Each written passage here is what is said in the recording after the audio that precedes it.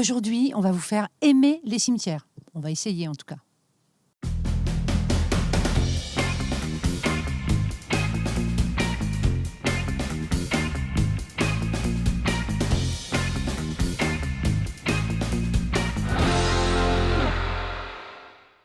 Bonjour à tous et bienvenue dans Sur Place. En cette veille de Toussaint, on a décidé de vous emmener dans des cimetières parce qu'on va le voir, ce sont des lieux incroyables. Ici, à Miséricorde, on va découvrir le patrimoine funéraire et puis tout à l'heure, on ira au cimetière de la Bouteillerie où l'art s'invite à l'intérieur du cimetière. C'est parti.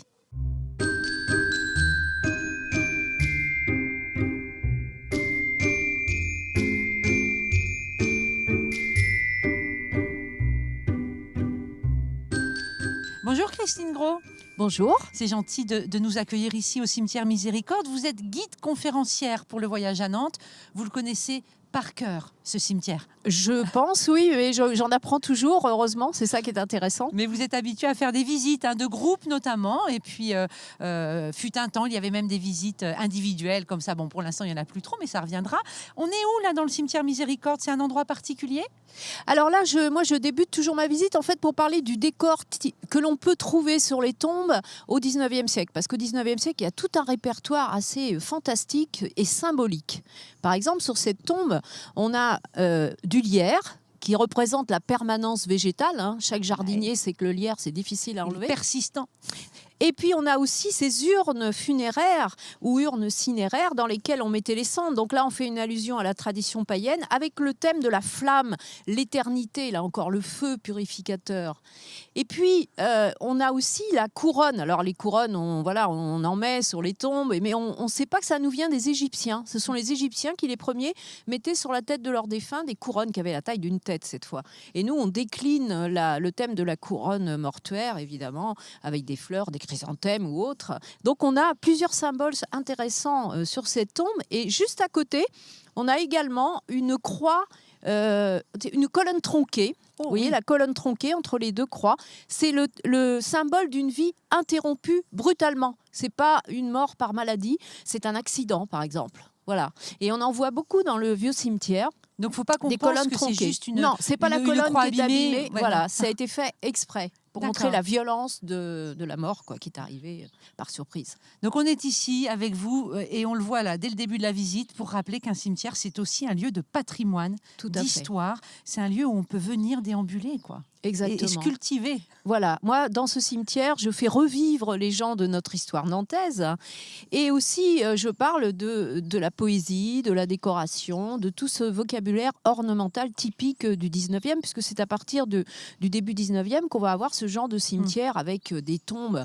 C'était tellement extravagant par moments que l'architecte voyer de la ville de Nantes avait dit stop, c'est n'importe quoi, il y en a partout, ça part dans tous les sens. Voilà, il fallait vraiment avoir ce lien avec les morts au travers d'une tombe sur laquelle on pouvait venir se recueillir, la plus belle. Alors là, on commence dans la partie où on a des tombes, des pierres tombales, mais on va finir par la partie où c'est carrément des chapelles. Comme je le dis souvent, c'est un peu une résidence particulière en fait. Hein. On a un appartement à Gralin, une loge au théâtre Gralin, une résidence au sud de la Loire et on a une tombe au cimetière Miséricorde. Voilà, et on va le voir, il y a plein de gens connus ici. Il y a plein de gens connus. On part pour une petite balade? Tout à fait. C'est parti.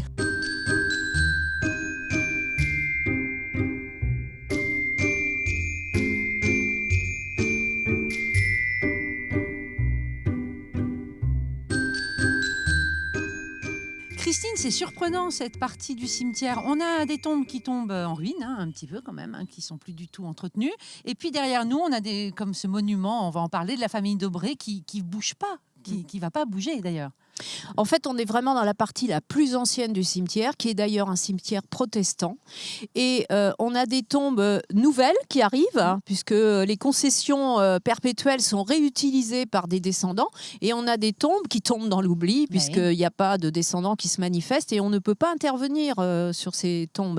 Donc on a des choses qui sont très délabrées. On voit aussi, comme on est dans la partie la plus ancienne, toutes les habitudes ornementales très différentes. Ça va de la colonne à la tombe entourée de grilles, grilles, en passant par la chapelle comme celle que nous avons derrière nous, la chapelle de la famille Thomas Dobré. Dobré, grande famille nantaise. Grande famille nantaise, qui en fait, comme Dobré n'avait pas de descendants, il avait demandé à Durand-Gasselin, son meilleur ami, de s'occuper de sa succession. Et en fait, la chapelle a été aussi entretenue par la famille Durand-Gasselin. C'est pour ça que le nom Durand-Gasselin est marqué dessus. Et en fait, là, on a vraiment le thème de la chapelle monumentale, où on va retrouver des symboles. Et ben, le symbole de la vie qui passe, avec le sablier qu'on retrouve sur la porte également, avec les ailes de l'âme qui se dématérialise, enfin qui part du corps et qui s'en va vers Dieu. Mais le sablier, on peut le retourner aussi. Donc c'est aussi un symbole d'éternité. C'est ça qui est intéressant.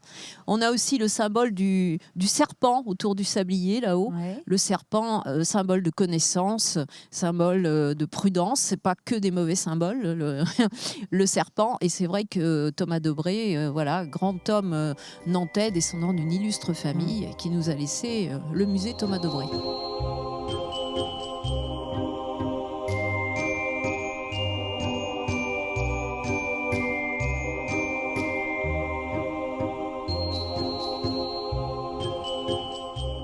Dans ce cimetière, Christine, c'est incroyable. On vient de quitter la chapelle de la famille Dobré et là, on est devant un monument magnifique. La colonne de Juillet, c'est quoi ?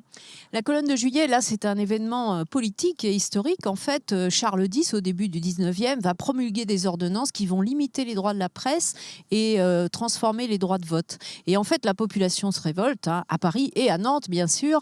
Et il y a une échauffourée, un problème. Ouais. Il y a 10 personnes à Nantes qui vont mourir sous les balles de la troupe. À l'époque, on appelait ça la troupe. Et donc, il y a des manifestations. Et en fait, ces 10 victimes ont été honorées ultérieurement par la ville, qui vient d'ailleurs de restaurer ce monument. C'est ce qu'on appelle... les honore encore. On les honore encore. Ouais. Les 10 victimes, on a le nom des 10 victimes, avec le thème de la couronne mortuaire, la Légion d'honneur posthume, la torche renversée pour une mort, là aussi, brutale.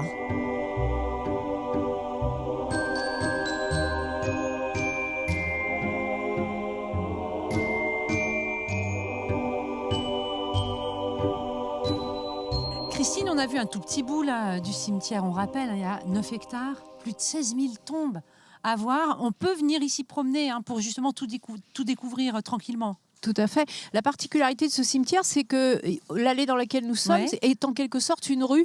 Il y a des gens qui s'en servent de rue, ils rentrent à une extrémité, ils ressortent de l'autre côté pour aller au marché, place Viarme, etc. On peut traverser le quartier par le cimetière. Voilà, et on peut s'y promener. Et effectivement, ce que nous avons vu est un petit échantillon de tout ce qu'on peut voir, apprendre et admirer dans le cimetière. C'est passionnant. Les 3 noms de personnalités là, dont on peut voir les tombes. Alors, dans cette allée, on a les tombes, les chapelles des Dubigeon, des Lefebvre-Utile. Quand même. Derrière, on a la tombe de la famille Valdec-Rousseau, qui n'a pas une chapelle, mais une tombe. On a aussi la famille Grandjouan également. Allez, n'en jetez plus, Christine, ça fait beaucoup. Merci beaucoup, en tout cas, pour cette visite très agréable. De rien, avec plaisir. Merci.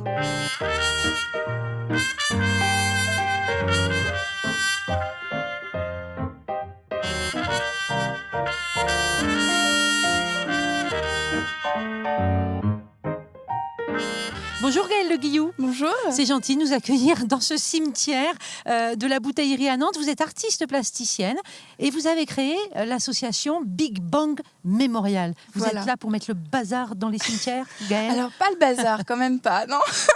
Mais du moins, l'idée de l'association, c'est d'apporter la vie dans le cimetière et d'y apporter un nouveau regard, en fait. On a 3 axes dans l'association, justement, pour... faire un petit peu évoluer ce lieu, c'est la nature. Donc ramener de la nature dans le cimetière, surtout que là on est juste à côté du jardin des plantes et si la végétation peut glisser comme ça petit à petit, on trouve ça plutôt bien. La nature, la mémoire, un travail de mémoire. Donc on le fait à travers des visites qu'on appelle créatives, des visites guidées avec des thématiques différentes dont je pourrais vous parler. Et puis évidemment le côté artistique aussi, avec la création de tombes d'artistes qui font partie aussi de l'association. Et c'est donc la création de tombes pour qui ? Pourquoi ? Juste pour l'art ? Alors, c'est pas juste pour l'art, c'est des créations quand même de tombes pour des personnes. De véritables tombes. Voilà. Et alors, de véritables, parfois plus ou moins, mais c'est quand même sur des emplacements réels de tombes, soit qu'on nous a prêté, mais il n'y a pas forcément des personnes en dessous, ou soit vraiment pour des personnes qui sont décédées et dont les propriétaires de ces tombes font partie de l'association. Voilà. Mais le cœur quand même de l'association, c'est la nature, c'est la culture. C'est la nature, la mémoire et l'art. D'accord, les trois mélangés, tout à fait. Dans un cimetière. Voilà. Et pourquoi cette envie de redonner vie et couleur et puis peut-être de changer nos regards sur voilà, les c'est cimetières. ça. Franchement, je trouve que les cimetières sont quand même assez tristes. Au début, quand je suis arrivée, quand j'ai voulu vraiment faire une première intervention au cimetière, donc dans ce cimetière, la Boutérie, puisque je vous disais aussi, j'ai des arrière-grands-parents, pardon. J'ai donc fait cette proposition de la tombe potagère. Qui est juste derrière nous, là, magnifique. Et c'était une manière pour moi, donc j'ai acheté cette concession pour y faire ce potager. Et c'était un geste artistique pour montrer qu'on peut faire autre chose que les tombes habituelles, les dalles simplement. Et surtout, c'était une manière d'y ramener de la nature dans le cimetière. Et à ce moment-là, le cimetière était entièrement minéral. Il y avait encore l'épandage des produits chimiques. Et du coup, c'était l'opportunité pour la ville de m'aider déjà à la faire, cette tombe potagère, pour justement commencer petit à petit à arrêter ces produits qui sont maintenant interdits en réalité. Sûr, Et c'est quand même une problématique pour les villes de cet arrêt parce qu'ils savent pas trop comment gérer la chose. Et puis les habitants sont pas toujours très contents. Oui, parce qu'on voit de l'herbe partout, en fait. Voilà. Faut juste accepter ça. Faut accepter ça parce que finalement, c'est maintenant que c'est propre, que ça devient propre. Et c'est juste une manière de... Enfin, c'est pas évident, mais ça va se faire dans le temps. C'est comment apprivoiser cette nature et je dirais toutes ces plantes qui poussent invasives. Si on plante à la place, et petit à petit, des plantes adaptées, etc., on va faire que les cimetières deviennent des jardins aussi, comme des écrins. Gaëlle, avec Big Bang Mémorial, vous créez un petit peu des actions. Récemment, il y a eu une action plantation. Tout à fait. Donc samedi dernier, on a invité par voie de presse ou aussi dans notre réseau des personnes à venir planter, à venir semer, à venir désherber.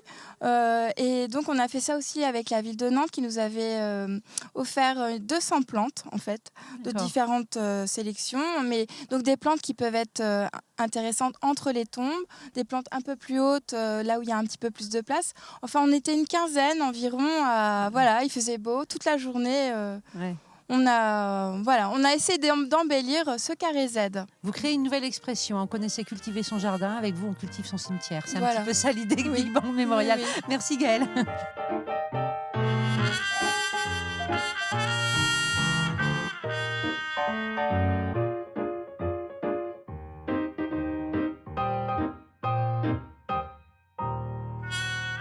Sur place, c'est fini pour aujourd'hui. J'espère qu'on vous a donné envie d'aller découvrir les cimetières un petit peu autrement et puis surtout à d'autres occasions que des enterrements. À bientôt.